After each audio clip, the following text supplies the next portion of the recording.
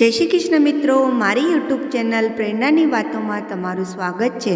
મિત્રો, જો તમને આ વિડીયો ગમે તો લાઈક અને શેર જરૂર કરજો, અને જો મારી ચેનલ ઉપર નવા હોય તો સબસ્ક્રાઈબ કરવાનું બિલકુલ ના ભૂલતા। શું તમે જાણો છો મિત્રો કે દુનિયાનો 90% જેટલો મગજ અને 90% જેટલો પૈસો ફક્ત 10% લોકો પાસે જ છે। એક કડવું સત્ય તમે જાણી લો કે સફળતા, પૈસો અને જીત ફક્ત શરીરથી મહેનત કરવાવાળાને નહીં, પરંતુ જે મગજની શક્તિનો સારી રીતે ઉપયોગ કરવાનું જાણે છે તેમને મળે છે। પરંતુ એવું કેમ છે કે 100માંથી ફક્ત 10% લોકો જ પોતાના મગજનો સારી રીતે ઉપયોગ કરી શકે છે? કોઈ પણ ક્ષેત્રમાં જોઈ લો તમે કે 90% લોકો મહેનત કરતા દેખાશે, પરંતુ 10% લોકો જ સફળતાના શિખર પર પહોંચતા દેખાશે। આ આખો ખેલ મગજની શક્તિને વધારવાનો અને તેનો કુલ ઉપયોગ કરવાનો જ છે। આવો આજે આપણે શીખીશું કે આપણા મગજની શક્તિને અનેક ગણું વધારે કેવી રીતે બનાવી શકાય। જો તમે આ વિડીયોમાં બતાવેલી બધી વાતોને ધ્યાનથી સાંભળશો અને સમજશો તો તમે એ બધું જ પામી શકશો જે તમે પામવા માગો છો। દરેક સફળતા તમને મળશે, જીત તમારી હશે અને દરેક માણસ તમારી ઇજ્જત કરશે। પહેલાં આપણે એ સમજીએ કે મગજની સંરચના કેવી હોય છે, તે કેવી રીતે કામ કરે છે। આપણા મગજનું વજન આપણા આખા શરીરના ભારના 2% જેટલું હોય છે। માનવ મસ્તિષ્કમાં 2 બિલિયન ન્યુરોન્સ હોય છે। औसतन આપણે આખા જીવનમાં 2 થી 3% જેટલા ન્યુરોન્સનો જ ઉપયોગ કરી શકીએ છીએ, અને બુદ્ધિશાળી જીવ 4 થી 5% જેટલો જ ઉપયોગ કરી શકે છે। માનવનું મસ્તિષ્ક એક કોમ્પ્યુટરની જેમ જ કામ કરે છે। એ આપણા શરીરની અને સેન્સીસથી ઇન્ફોર્મેશન્સ રિસીવ કરીને પાછું શરીર સુધી પહોંચાડે છે, પરંતુ માનવનું મસ્તિષ્ક મશીનથી અનેક ગણું શક્તિશાળી છે। માનવ મસ્તિષ્કનો વિકાસ 3 ખંડોમાં થાય છે: ફોરબ્રેન, મિડ બ્રેન અને હિન્દ બ્રેન। આ બધામાં ફ્લુઇડ ફિલ્ડ કેવિટ્સ હોય છે, જેને વેન્ટ્રિકલ્સ કહે છે। આપણે આંખોથી જે જોઈએ છીએ તેની પ્રોસેસ આપણા મસ્તિષ્કના પાછળના ભાગમાં આવેલા ઓક્સિપિટલ લોબમાં થાય છે, અને જે આપણને કાનોથી સંભળાય છે તેની પ્રોસેસ ટેમ્પોરલ લોબમાં થાય છે। આપણા મગજમાં દર્દની કોઈ નસ નથી હોતી, તેથી જ તેમાં દર્દ મહેસૂસ નથી થતો। તમે માનવ મસ્તિષ્કની સંરચના સમજી।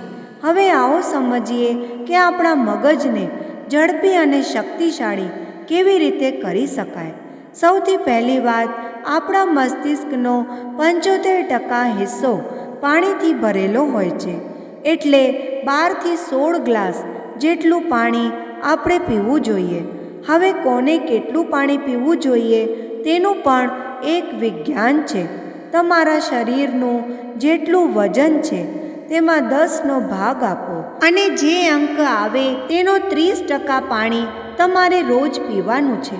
ઉદાહરણ તરીકે, તમારા શરીરનું વજન 80 કિલો છે તો તમને 3 લિટર પાણી દરરોજ પીવાનું છે। પર્યાપ્ત માત્રામાં પાણી પીવાથી તમારું મસ્તિષ્ક સ્વસ્થ રહે છે અને વધારે શક્તિથી કામ કરે છે। બીજી વાત, તમે તમારા ભોજનમાં ઓમેગા-3 ફેટી એસિડ લો। ઓમેગા-3 તમારા મગજ અને હૃદય માટે સૌથી જરૂરી આહાર છે।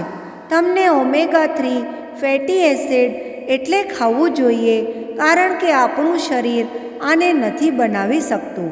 આપણા મગજ માટે આ સૌથી વધારે જરૂરી વસ્તુ છે। એ કયા આહારમાં મળશે તે સમજીએ। આમ તો ઓમેગા-3 માછલી સેલોમનમાં હોય છે, પરંતુ હું પોતે શાકાહારી છું, તેથી તમને શાકાહાર વિશે જણાવું છું। તમારા હૃદય અને મસ્તિષ્કને દરરોજ 1.8 ગ્રામ ઓમેગા-3ની જરૂરત હોય છે. આના માટે શાકાહારી લોકો પાસે સૌથી બેસ્ટ આહાર છે અલસી. હવે તેને ખાવું કઈ રીતે તેને સમજીએ. તમે અલસીના બીજને વાટીને પાવડર બનાવી લો. દરરોજ 1 ચમચા જેટલું તમારે ખાવાનું છે. 1 ચમચા જેટલા અલસી પાવડરમાંથી તમને 1.3 ગ્રામ જેટલું ઓમેગા-3 મળી જશે, જે તમારા મસ્તિષ્કના વિકાસ માટે, તમારા હૃદય માટે ખૂબ સારું છે. તેનાથી તમારું સ્ટ્રેસ પણ ઓછું થઈ જશે. અલસી સિવાય તમારા મસ્તિષ્ક માટે બદામ, અખરોટ, બેરીઝ, ડાર્ક ચોકલેટ, આવાકાડો અને બ્રોકોલી પણ સારા આહાર છે. પરંતુ બદામ ખાવાનો સમય સવારે છે અને અખરોટને ખાવાનો સચોટ સમય સાંજે છે. ત્રીજી વાત, પ્રાણાયામ, વ્યાયામ, ધ્યાન અને આરામ. પ્રાણાયામ કરવાથી આપણા આખા શરીરમાં ઓક્સિજન મળે છે, જેથી આપણું મસ્તિષ્ક વધારે શક્તિશાળી બની જાય છે. અને તમને અલોમ વિલોમ પ્રાણાયામ મગજની શક્તિ વધારવામાં લાભકારી સાબિત થશે. અને તમે નિયમિત વ્યાયામ કરો જેથી તમારું શરીર સ્વસ્થ રહે. તમારા શરીરના સ્વસ્થ અને સક્રિય રહેવાથી તમારું મગજ પણ સ્વસ્થ અને સક્રિય રહે છે. અને નિયમિત ધ્યાન કરો. ધ્યાન કરવાથી તમારું મગજ ડિટોક્સ થઈ જાય છે, જેથી તમારા મગજની કામ કરવાની ક્ષમતા વધી જાય છે અને તમે પૂરતી ઊંઘ લો. રાતે તો તમે પૂરતી ઊંઘ લો જ છો, પરંતુ દિવસે પણ જ્યારે તમે કામ કરતાં કરતાં થાકી જાઓ ત્યારે 15થી 20 મિનિટ સુધી આંખો બંધ કરીને બધા કામ સાઈડમાં મૂકીને શરીરને થોડું આરામ આપો. આને પાવર નેપ પણ કહે છે.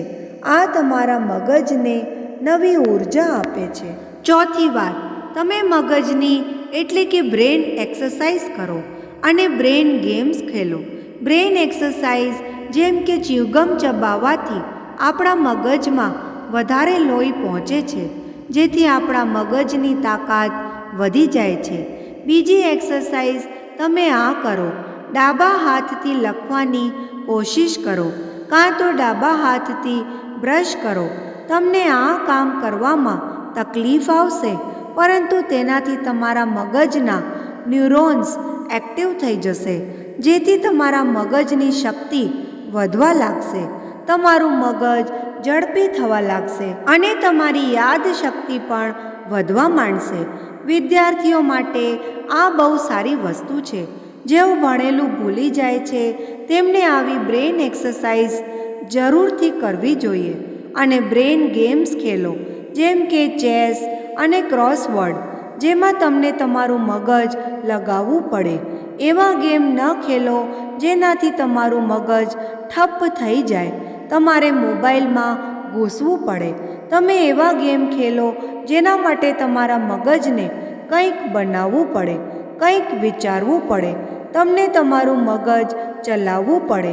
આવા ગેમ ખેલવાથી પણ તમારા મગજની શક્તિ અનેક ગણી વધી જાય છે. તમે દિવસ દરમિયાન કંઈક ને કંઈક યાદ કરવાનો અભ્યાસ કરો. એ પછી તમારા સ્કૂલ કોલેજના નોટ્સ હોય કે પછી ફોન નંબર્સ હોય. રાત્રે સૂતા પહેલાં પોતાની આખા દિવસની દિનચર્યાને એક ડાયરીમાં લખવાની ટેવ પાડો. તેનાથી તમારા મગજ પર વજન અપાશે અને તમને આખા દિવસને યાદ કરવું પડશે, જેથી તમારા મગજની યાદશક્તિ વધવા માંડશે. મગજની યાદ કરવાની અને લાંબા સમય સુધી યાદ કરવાની શક્તિ વધવા માંડે છે. પાંચમી વાત, તમે કાયમ નવું નવું શીખતા રહો. ક્યારેક નવી ભાષા શીખો, સંગીત શીખો, કંઈક પણ એવું નવું શીખતા રહો જેમાં તમને તમારું મગજ લગાવવું પડે, તમારા મગજની કસરત થાય. આનો મતલબ એ નથી કે તમે થોડા દિવસે જુદું જુદું શીખો. તમે એ જ વસ્તુ શીખો જેનો સંબંધ તમારા કરિયરથી હોય, તમારા વ્યવસાયથી હોય, તમારા જીવનથી હોય.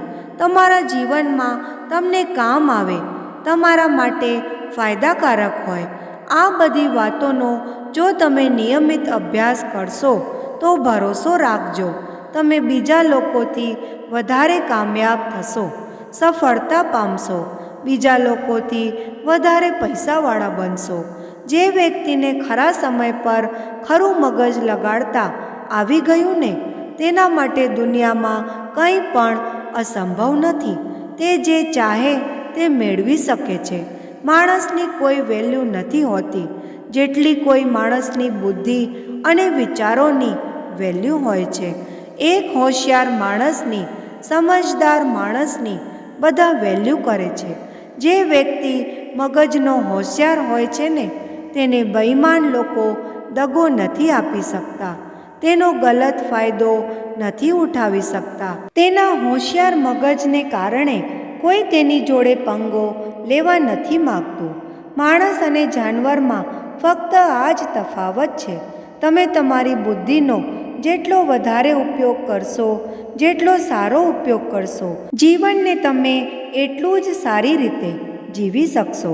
તમને ખબર છે કે માણસ પાસે ગમે તેટલો પૈસો કેમ ન હોય, પરંતુ જો તેની બુદ્ધિ બગડી જાય તો તે પૈસો કંઈ જ કામનો નથી. અને કોઈ માણસ પાસે જો કંઈ જ ન હોય પરંતુ બુદ્ધિ ખૂબ જ સરસ છે, તો ભરોસો રાખો, તે માણસ બધું જ પામી શકે છે. જો તમે તમારા મગજની શક્તિ વધારવા માગો છો તો તમે તમારા જ્ઞાનને પણ વધારો. નિયમિત પુસ્તકો વાંચો, કારણ કે કહેવાય છે કે readers are leaders and leaders are readers. જે વાંચે છે તે જ રાજ કરે છે, અને જેઓ રાજ કરે છે તે કાયમ વાંચતા હોય છે. દુનિયામાં 100માંથી ફક્ત 10 વ્યક્તિ જ પુસ્તકો વાંચે છે, અને તે 10 લોકો બાકીના 90 લોકો પર ભારી પડે છે. જેટલું જ્ઞાન તમારી બુદ્ધિની અંદર જશે એટલું જ સારી રીતે તમારી બુદ્ધિ કામ કરી શકશે. એટલે જ તમે પુસ્તકો વાંચવાનું ક્યારેય ન છોડતા. અને પુસ્તકોનો અર્થ તમારા મનોરંજન અને ભણતરથી નથી. તમે એ પુસ્તકો વાંચો જે તમારા જ્ઞાનને વધારે, જેથી તમારું ઘડતર થઈ શકે, જેથી જિંદગી માટે તમારી બુદ્ધિ અને સમજ વધે. જે વ્યક્તિને તેની બુદ્ધિની શક્તિનું ખરો ઉપયોગ કરતા નથી આવડતું, તે આખી જિંદગી નોકરી જ કરતો રહે છે, કામ જ કરતો રહે છે, મહેનત જ કરતો રહે છે. પરંતુ જે વ્યક્તિને પોતાના મગજની શક્તિનો ઉપયોગ કરતા આવડી ગયું, તે વ્યક્તિ એક રાજાની જેમ જીવે છે. નવા વિડીયોમાં ફરી મળીશું, ત્યાં સુધી હસતા રહો. જો તમને આ વિડીયો ગમ્યો હોય તો લાઈક કરો, તમારા મિત્રો અને પરિવાર જોડે શેર કરો, અને નીચે આપેલા લાલ કલરના સબસ્ક્રાઇબ બટનને પ્રેસ કરી બાજુમાં આપેલા બેલ આઇકનને પ્રેસ કરી ઓલ નોટિફિકેશન્સ પ્રેસ કરજો, જેથી અમારા બધા આવનાર વિડીયોઝના નોટિફિકેશન્સ તમને મળતા રહેશે. અસ્તુ.